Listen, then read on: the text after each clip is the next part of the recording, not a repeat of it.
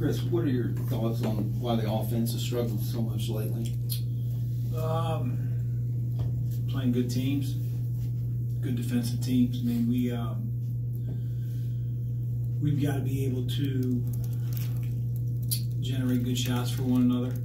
You know, I thought in the first half against Syracuse, the times we got the ball where we wanted, we didn't make the right play, whether it was dumped down to our big or spray out. And the times we did make the right play, we didn't make the shot. So again, we played two of the better defensive teams in our league. Last two games completely different from one another, and fortunately, we play a team that's not as good defensively tomorrow.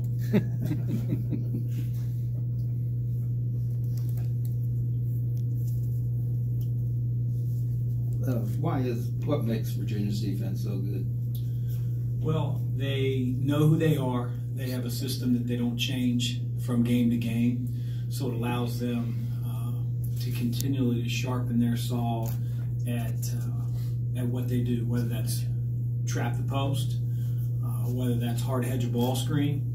Their players are always in the same position defensively. They don't change from opponent to opponent. So they're building in their system all year long. They're improving in their system all year long. You know, I think a lot of times teams try to maybe change their defense a little bit based on what an opponent brings to the table.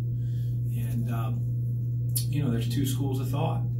And Coach Bennett and his staff are probably on the very, very strong end of one thought, and that is we are going to be who we are no matter who we play. And so you know that going in, they're going to be very, very physical. They're going to crowd the floor. They're going to help one another. They're going to take great pride in keeping the ball in front of them on dribble penetration. And they're going to hard hedge ball screens and trap the post. That's kind of an echo of what you had to say the other day about Syracuse and how they were committed to their system. As you, as a coach, having worked and played in various systems, how do you decide what is your philosophy and how did that evolve? That's a great question. I think you're probably the culmination of all the people and experiences that you've had as both a player and as a coach. You sort of figure out you know, what you really felt like was effective, what you believed in your heart you could teach, and you know, so I really fell in love with how we defended at Xavier when I was with Sean Miller. And we take a lot of the same principles from Coach Bennett's dad in terms of the pack line. You know, we would rather be a team that sort of shrinks the floor rather than opens it up by defending passing lanes. And so I'm probably getting a little bit into the weeds, but I saw the success that it had, and I felt like I believed in it, and so that's why I decided to teach it. Chris, their defense, and rightly so much credit this year, but offensively they're so much better than maybe what they have been, and they're very potent on offense. They, you know, I haven't been in the league, you know, so any comparison I would have to, you know, with previous Virginia teams wouldn't be part of my history. I don't really, I know people have talked about, hey, they're more plotting on offense in years past, but you know, they have two of the best shooters in our league. They got four guys who are shooting over 40% from three in their starting lineup. So you know, they play a very unique brand on both ends of the floor. They're very smart players in terms of reading defenses, and you know, he's sprinkled in a little bit more ball screen continuity stuff than he has in years past. At least I've been told. And so when you have good players and you have good spacing, it generally can be a pretty good offensive team. Chris, Quan said that the players met the other day and just kind of talked about getting back to playing for each other. Did you sense that maybe they've gone away from that a little bit in the last few weeks? You know, I wasn't privy to the meeting. You know, I just, my biggest concern has been our energy level. You know, I don't think there's ever been a time where our guys haven't played together or for one another. But I think our energy level hasn't been the same in the last game and a half.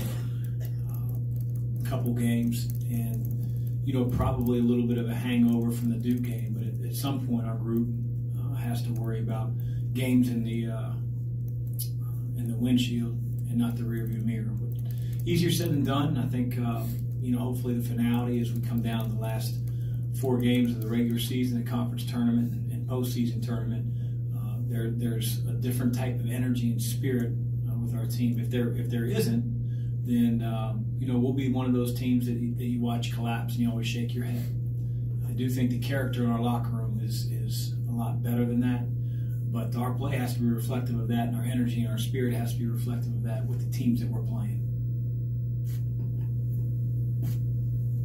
Chris, I don't know how much attention you paid, but the NBA reportedly has made a proposal to lower the age limit and effectively eliminate the one and done. That's not been an issue here or at Xavier, but what impact do you see that having on college basketball if it's enacted? Well, it'll shrink the pool down, but best teams will still get the best players. Kids will have the opportunities that a lot of them had wanted and feel like would only be fair. But for every Zion that's out there, there are a lot of kids that need college, in my opinion, and not just for their on-court development, which for every Zion and LeBron and guys like that are out there, there are a lot that you don't hear of in 2 or 3 years. The NBA just moves on to the next. You have your draft party, you're all excited, and then you're in the G League and overseas a couple of years later. So I think for those kids that feel like that's the route they want to take, that's awesome to have that type of opportunity. But I do think that it'd be foolish if you thought that college wasn't a great avenue to become a better player, become more mature as a person, so you can handle some things that you find in the real world when you get to where it's a business. As a follow-up, how many players do you think are ready out of high school to play in the NBA? I don't think it's a static number every year. I think certain classes are just a lot better than other classes. Ready for the NBA, maybe two guys a year. I mean, really ready for the NBA. Could they make a roster? Sure, that number would probably expand, but like really ready. Ready to contribute. Ready to become that guy that gets a second contract where you're highly sought. 1 or 2. I mean, it's tough. It's a big jump. Chris, just wondering, a year ago, if you remember watching the Virginia finish here, maybe what your reaction was from afar, and I guess if fans talk to you about that here, about maybe erasing that history. I remember thinking, how can a team not inbound the ball?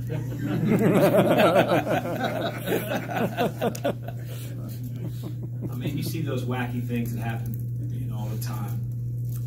Every year, whether it's that. I think Missouri State had that half-court bank shot after they stole the ball with 3 seconds left. I mean, it's just there's so many games being played. And, you're going to have moments like that. I can imagine the tough moment that was in that locker room. But again, we got to worry about controlling the game on Saturday and not worrying about a year ago. Speaking of that and the Marquette three-pointer issue from back in November, is there someone on your staff who is responsible for saying, hey, you can run the baseline, hey, you can do this, you can do that in these situations? I'm the person that's responsible for you can run the baseline, how many timeouts we have, because I'm the closest player or the closest coach or person that can reach our players. When we have timeouts or we have moments where the ball goes out of bounds, you'll have a quartet of guys behind me, making sure that we get the right instructions out. Anything else, Coach? Good. Thanks, Coach. Yep. Thank you.